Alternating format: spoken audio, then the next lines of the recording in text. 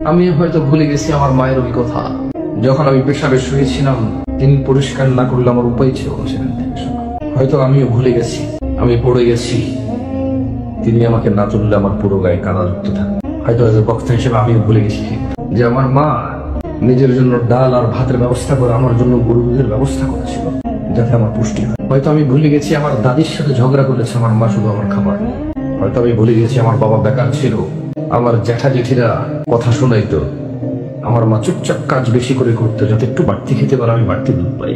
হয়তো আমি ভুলে গেছি আমাকে ভালো মাদ্রাসা স্কুলে পড়ানোর উদ্দেশ্যে আমার মা মন মতো, ওনার যখন যুবতী ছিল কত কিছু খেতে ইচ্ছে করতো, ওভাবে খায়নি, কত সুন্দর করে চলতে ইচ্ছে করতো, ওভাবে চলেনি।